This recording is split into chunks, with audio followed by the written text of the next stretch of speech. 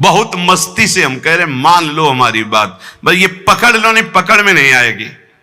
अंतर की वृत्ति प्रभु में जुड़ जाए, अपनापन हो जाए, स्मृति अखंड जुड़ जाए, वो धाम से, नाम से, रूप से, लीला से अंतर की वृत्ति, हमारा सारा का सारा भाव सत्संग का अंतर की वृत्ति से रहता है।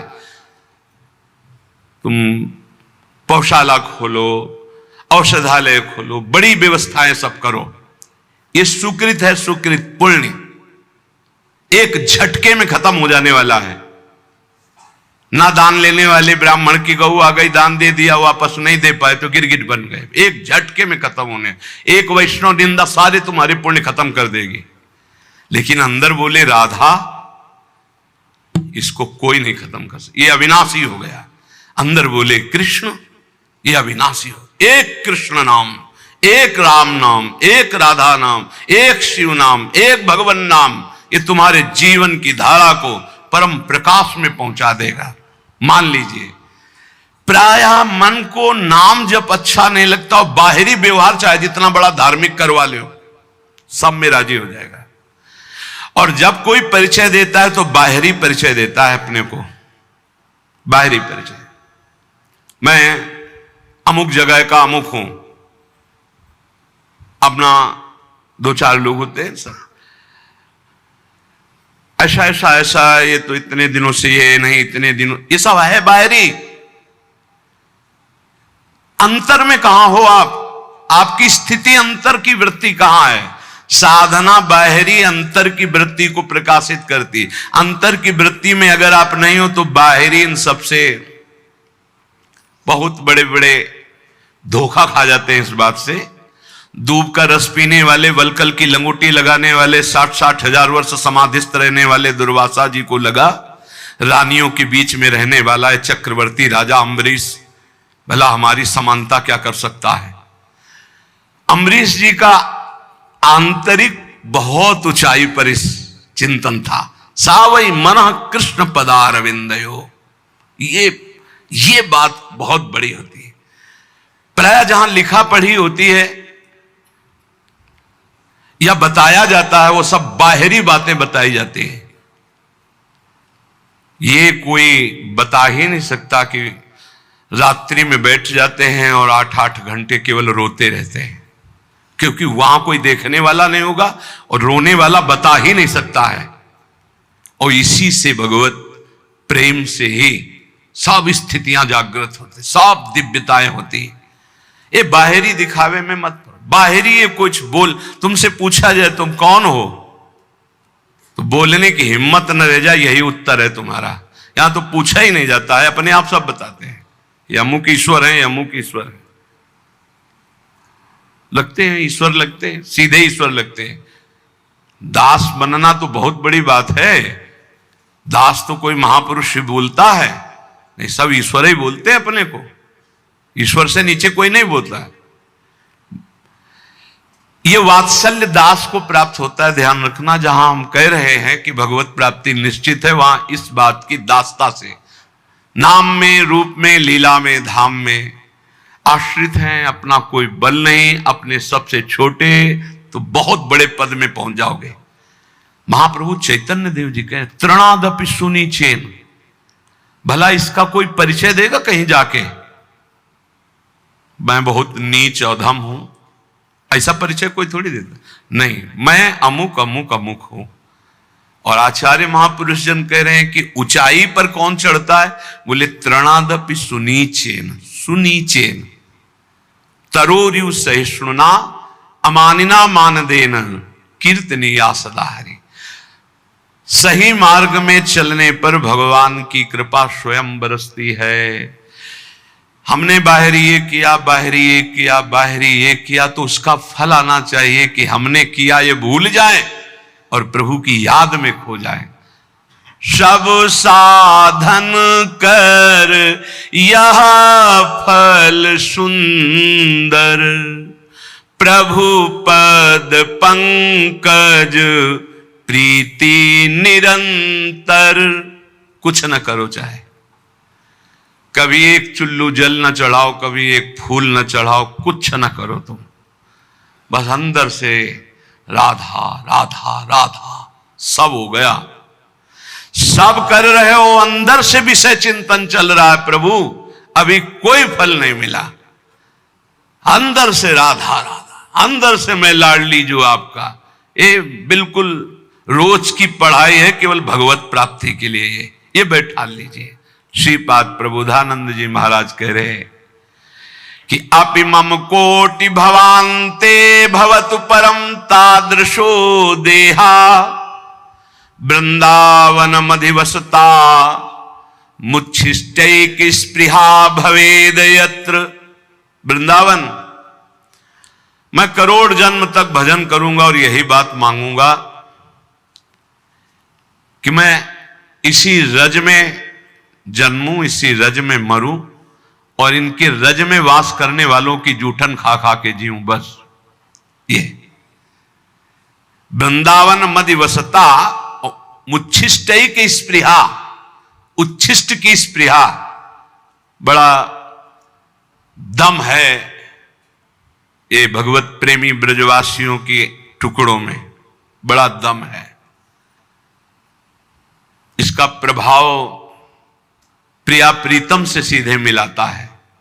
ये ब्रजवासियों की टूक प्रिया प्रीतम का प्रेम प्रदान करते हैं, विश्वास कीजिएगा।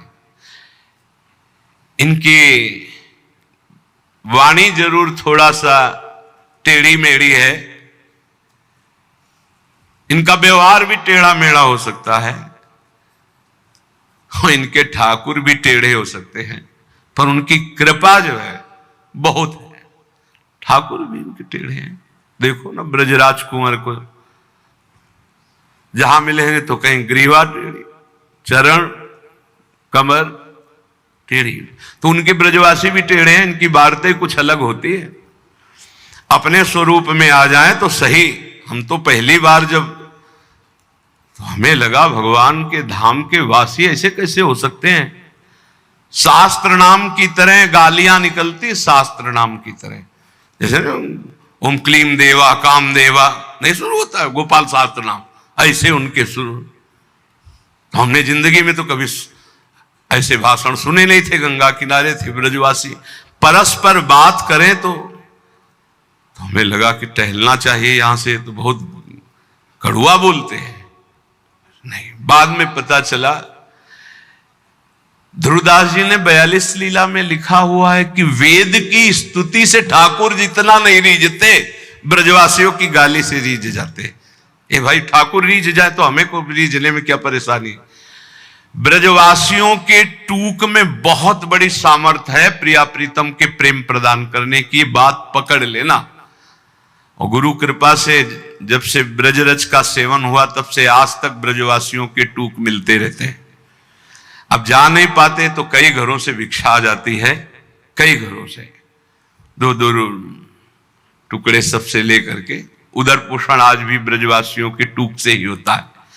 श्रीपाद कह रहे करोड़ जन्म तक साधना करूंगा और यही मांगूंगा कि मैं वृंदावन में ही जन्मूं, वृंदावन की रज का सेवन करूं, वृंदावन के वासियों की जूठन पाऊं। वृंदावन मधिवसता, वृंदावन के बीच में रहूं और मुच्छिष्टे की स्पृहा, मेरी ये चाहत रहेगी, आवश्यकता रहेगी कि उच्छिष्ट ब्रजवासियों का पाऊं। मुझे इससे बढ़कर और कुछ नहीं चाहिए। अपने लोगों को क्या चाहिए? जो श्रीपाद कह रहे हैं वही मिला हुआ है। वृंदावन वास, वृंदावन की रज, ब्रजवासियों की जूठन। अब तो गर्व से कहो धन्योस्मि, मैं धन्य हो गया। मेरे भाग्य ऐसे कहा, वृंदावन ने मुझे धन्य कर दिया। चलते हैं संत वाणी, भगवत प्रेमी महापुरुषों के वचन। हरिर हरति पापानि दुष्ट चित्तैरपि स्मृतः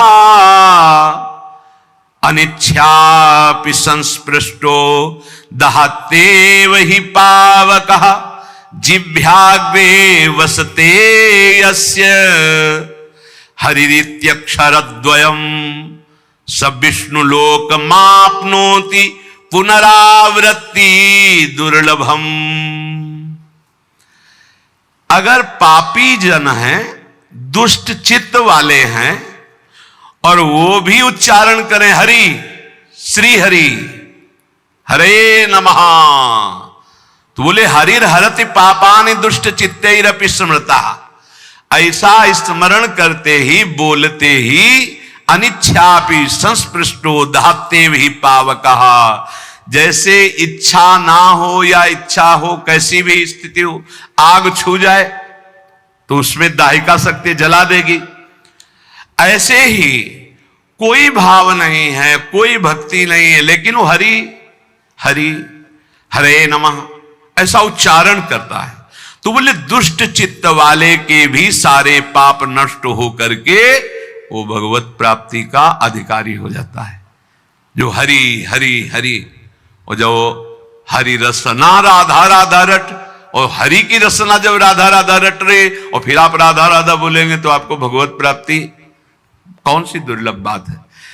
जिव्याग्रे वसते यस्य हरिरित्यक्षरद्वयम्, ये दो अक्षर हरि जिसकी जिह्वा के अग्रभाग पर विराजमान होते हैं, सा विष्णु लोक मापनोति पुनरावृत्ति दुर्लभम। उसका जन्म नहीं होगा दोबारा, वो विष्णु लोक वैकुंठ धाम को जाएगा जो हरि हरि बोलेगा। जो राधा राधा बोलेगा तो वृंदावन धाम आएगा। यह भगवत प्राप्ति कौन सी कठिन बात है। देखो ना, ये महापुरुषों के वचन है, शास्त्र कह रहा है, विश्वास कर लो। अगर निरंतर नहीं जप पाते हो तो जब याद आवे तब जपने लगो, जब भूल जाओ तो भूल जाओ, जब याद आवे फिर जपने लगो। एक नाम आपके लिए बहुत बहुत मंगल करेगा, एक नाम भी मंगल करेगा। हमें तो बहुत विश्वास इस बात पर। एक बार जिन नाम ली हित सो होयति दिन, एक नाम त्रैलोक कहीं तारे। बहुत नाम की अपार महिमा है, थोड़ा तो बेपरवाह हो जाओ। एक बड़े महापुरुष हमें मिले थे, उन्होंने ये इसकी व्याख्या करके बताई थी, संतुष्टायन केनवा। बोले हर परिस्थिति में प्रसन्न रहो, कैसी भी एन केनवा, कैसी भी परिस्थिति हो। भजन हो रहा है तो ठीक है, नहीं हो रहा है तो हमारे अंदर ये बात तो है कि मैं श्री जी का हूं, प्रभु का हूं। संतुष्टायन केनवा, मैं भगवद आश्रित हूं, मैं कोई साधारण नहीं हूं, भगवान का अंश हूं और भगवद आश्रित हूं। अब अहम बैठा हुआ है कि मैं अमुक हूं अमुक हूं, ये गड़बड़ है। अगर ये अहम बैठ जाए ना, प्रभु का हूं, भजन एक एक वृत्ति स्वाभाविक पकड़ लेगी। भगवत प्राप्ति स्पष्ट कह रहे हैं, जिव्याग्रे वसते यस्य हरिरित्यक्षरद्वयम्। जो हरिनाम जगत शिरोमणि, वंश बिना कबहू नहीं ले हो। वो हम तो श्री हरिवंश, श्री हरिवंश। हरि ये आधा, हरिवंश का आधा नाम, ये त्रिभुवन को तारने की सामर्थ्य रखता है। जिव्याग्रे वसते यस्य हरिरित्यक्षरद्वयम् सा विष्णु लोकमवाप्नोति पुनरावृत्ति दुर्लभम। अब नहीं होगा उसका जन्म जिसकी जिह्वा के अग्रभाग पर आ गया हरि हरि हरि हरि, ऐसा बोल लिया। जब हम भगवान नाम जपते हैं, भगवत मार्ग में चलते हैं, तो कभी कभी हमारे गुरुजन हमको दंड देते हैं बिना अपराध के भी। वो बहुत से भगवत प्राप्ति के बाधक भाव को मिटियामेट करने के लिए होता है। तो यहां कह रहे पुंसाम श्लाघ्य तमम मन्ने दंडमर्हत्तमार्पितम यम न माता पिता भ्राता सुहृदश्चादि शांति।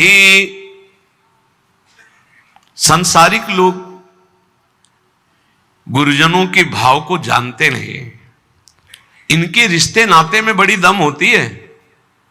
पुंसाम श्लाघ्य तमम मन्ने दंडमर्हत्तमार्पितम यम न माता पिता भ्राता सुहृदश्चादि शांति। कोई भी माता पिता सुहृद भाई बंधु उतना प्यार नहीं करता जितना गुरु प्यार करता है। अपने पूजनीय गुरुजनों के द्वारा दिया हुआ दंड परम मंगल, परम वांछनीय है, चाह करना चाहिए कि हमारे गुरुदेव हमारी त्रुटि को कभी क्षमा न करें, मुझे दंड दे। हे भगवान, मेरे गुरुदेव मुझे कभी क्षमा न करें, मुझे दंड दे, जिससे मैं निर्मल होकर गुरुदेव की आज्ञा पालन करने वाला बनूं। पुंसाम इस्लाघ तमम मन्ने दंड मरहत तमार्पितम। गुरु दंड दे दिए, कभी गुरु अपने कर कमल से एक दो चपत लगा दे तो एकांत में बैठ के इस बात के लिए रोना चाहिए कि आज जो गंगा स्नान से भी पवित्रता नहीं हो पाती मुझ जैसे अदम की, आज गुरु ने पवित्र कर दिया, आज पावन कर दिया गुरु ने। अपने पूजनीय गुरुजनों के द्वारा जो दिया हुआ दंड होता है वो जीव मात्र के लिए परम मंगल, परम वांछनीय होता है। माता पिता भाई सुहृद ये मोह से युक्त होकर प्यार करते हैं, गुरु प्रेमवश। एक बार उड़िया बाबा की शरीर सेवा में एक संत भगवान रहते थे, तो कोई त्रुटि हो जाती है, अपराध बन जाते हैं देहाभिमान के कारण कहीं ना कहीं। बाबा ने बुलाया और कहा पहले आप सत्य बोलना, आपसे अपराध हुआ? उनका जी। तो दंड स्वीकार है, आज्ञा कीजिए, 3 वर्ष हमें मुंह मत दिखाना, कहीं भी हमारे सामने 3 वर्ष मत पढ़ना। अब जो रात दिन सेवा में रह रहे उनको 3 वर्ष के लिए तत्काल साष्टांग प्रणाम किया, निकल गए।